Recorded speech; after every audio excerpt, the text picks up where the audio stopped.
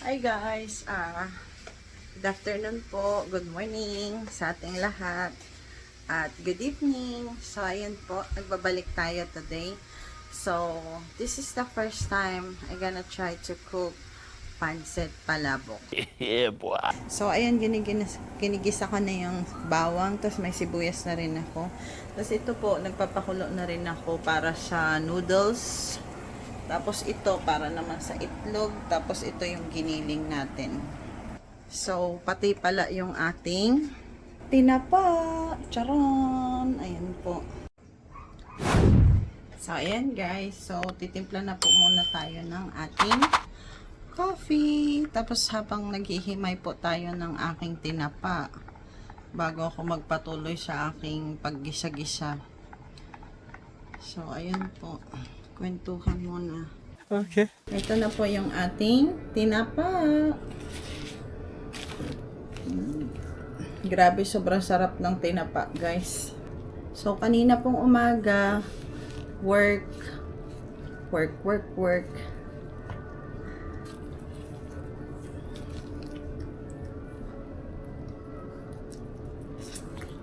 Grabe, sobrang sarap po ng ano. Sobrang sarap ng tinapa. Grabe. Shh! Baba dyan mo, che! Baba! Ayan guys, luluto ko kasi si Papa ng... Ako na naman idadahilan ni Juan. Bakit?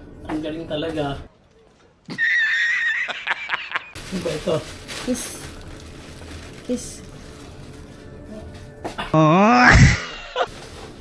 Ano ba ito?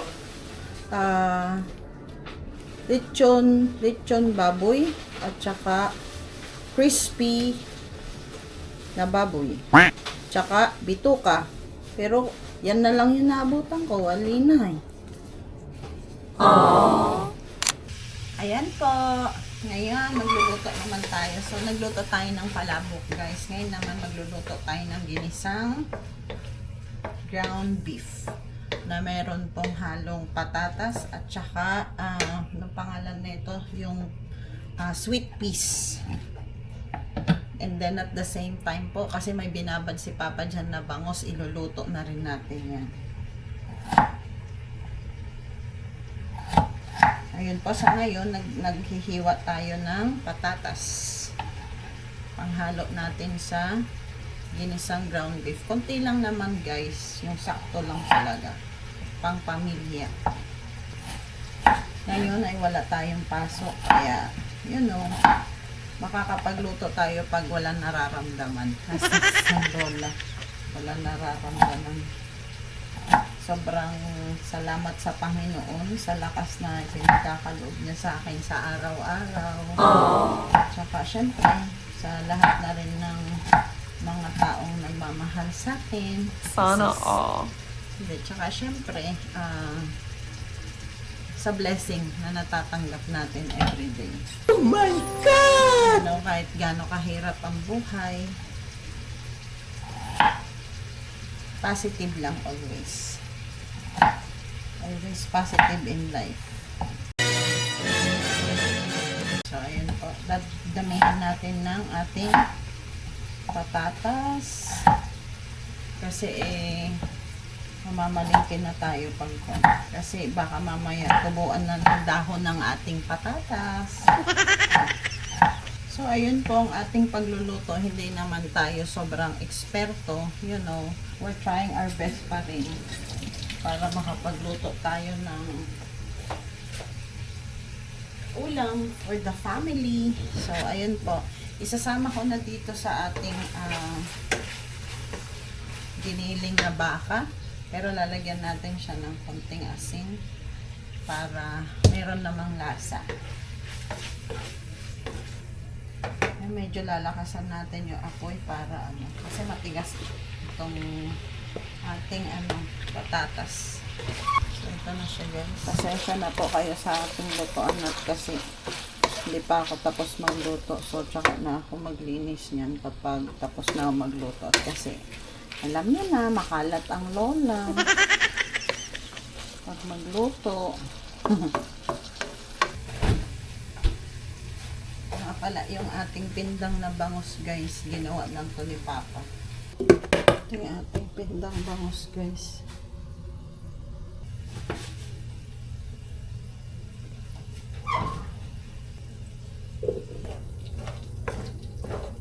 Maglalagay lang tayo ng kalahati kasi mag-iiwan ako para sa ating sinangag, guys. Sa ating beef, guys, hindi na po ako naglagay ng ng mantika. So, ayan po. Tapos na ako magluto. Dapat ang pinakahuling lulutuin ko ay yung sinangag. So, ayan po. Nag-ano na ako ng bate. Kasi ito hinahaluan ko talaga yung sinangag. Tapos nakapag-isa na ako. Tapos, yung kanin, sira pala. Oh, no! So, ayan, nagsasaing na tayo ngayon. Tapos, ito na yung ating palabok. So, may extra sauce tayo dun. Tapos, ayan na po yung prinito ko na pindang na bangus. Then, may sausawan na rin. Ayan. Tapos, may lechon paksiw. Ayan. May lechon pa tayo sa ref. Tapos, ito yung ating ginisang baka na may patatas and sweet peas. So, meron pa tayong lechon dito sa ref. Tapos, meron din tayo yung yung prinito nating tinapa. Andito rin. So, siguro iinit na rin natin para kung sino may gusto. Tapos, ito, yung ating lechon. So, ayan yung binigay ng aking anak na nasuot na kasi Nice. nag-lost pound na tayo pero malaki pa rin ang ating tiyan.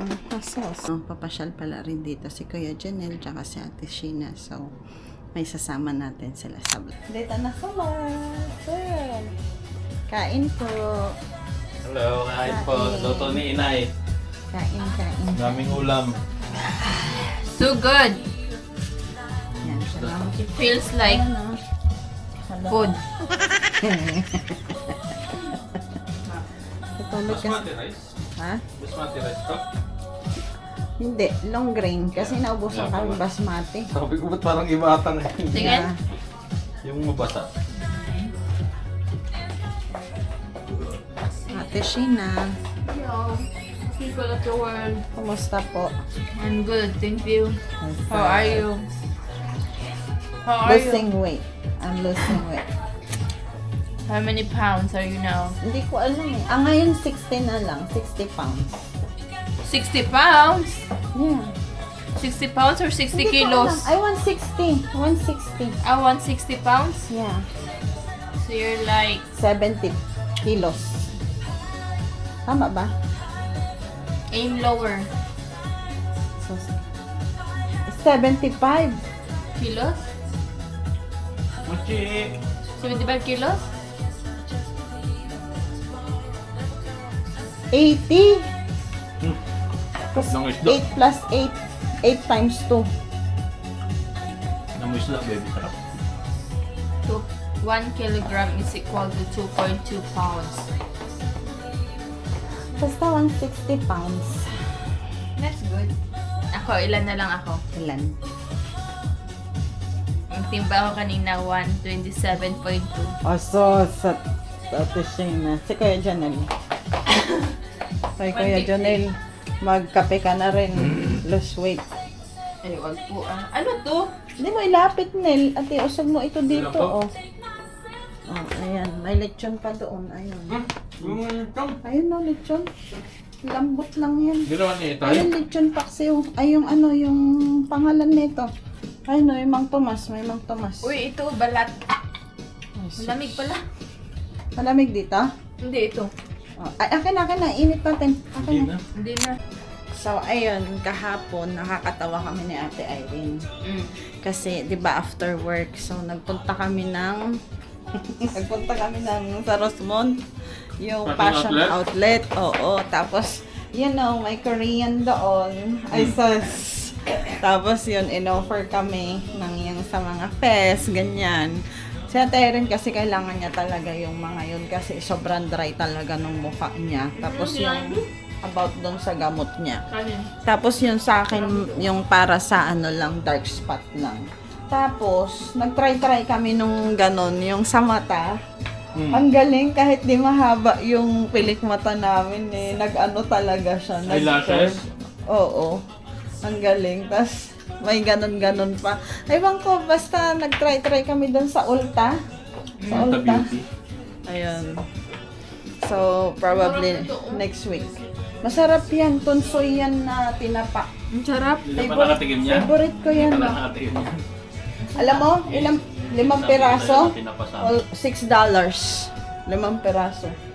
Binabad sa sopa. Tapos pinatuloy. Diba? Sobrang mahal. Mahal. Mahal pero masarap. Oo, namili ako bali 4 na bag. Wow. Mahal na guys, sobra. So ayun, kain sila. Sogbo Kain po. pa, sogbo. Sogbo sila. Ngayon lang sila kumain dito. Ngayon lang kami nakakain. Madalas sila pupunta dito pero puro ano lang. Uwi na lang namin. Oh, sus. Kaya yan. Tapos yun naman, 2 nandun. Kumain naman na sila pero mamaya mag-snack sila. Tapos si Kuya Josep. Ayan si Kuya Josep nagpapamukal. Kuya Josep, kumain ka muna. Makainom ka ng gamot. Ako na yung panong may lumi. Salamat, mother. Ayan, si Papa na lang. Sleep si Papa eh. Bayaan muna natin pagpahinga. Pagod si Papa eh.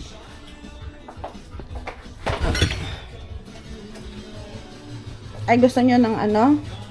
Mayroon dyan cantaloupe. Ito na po ang ating homemade palabok. Pansit palabok. So, first time po, ayan. Ayan kinalabasan. So, meron tayong chopped na green onions. Tapos, meron tayong boiled egg and may lemon on the side. So, tatry po natin.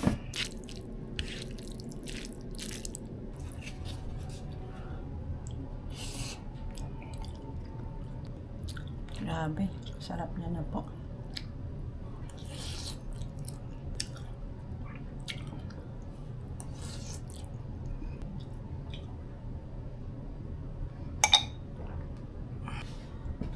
So, hindi ko na po napakita sa inyo talaga yung...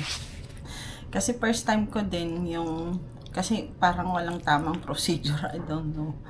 Basta kasi ito guys, yung niluluto ko pangkain lang namin. So, first time ko nga magluto kasi yung ginawa ko kagabi. Napasobrahan ko siya ng tubig. So, ang daming tubig. Kahit naglalagay ako na arena, ayaw lumapot. Tapos, pag nilagay mo yung sauce, hindi ganyang kakulay. Tapos inulit, ngayon nung umaga, paggising ko, trinay ko ulit for the second time, tapos konti lang yung tubig ko, ayan na yung kinalabasan, so okay na siya. Hindi ako masyadong mahilig sa palabok po, pero sabi nga nila kahit mas magastos pag ikaw magluto, try ko lang at least, meron tayong experience paano magluto ng palabok. So, ayun po. So, ang ginawa ko lang, kasi dapat pala bago ko maggisa, kasi yung kahapon, yung ginisa ko yung giniling na baboy natin. Hindi ko pa siya nilagyan na aswete.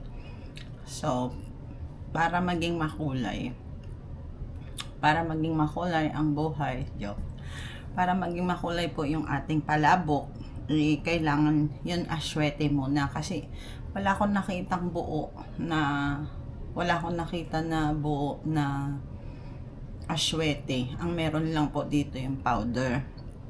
So nilagyan ko ng isang ganon, tapos bago ako naggisa ng bawang, sibuyas, tapos dun ko na nilagay yung giniling natin, sinisi ko muna siya. Tapos, nung nasisi na siya, syempre, nilagyan mo ng yung hinimay na tinapa para dagdag lasa pa. Since wala akong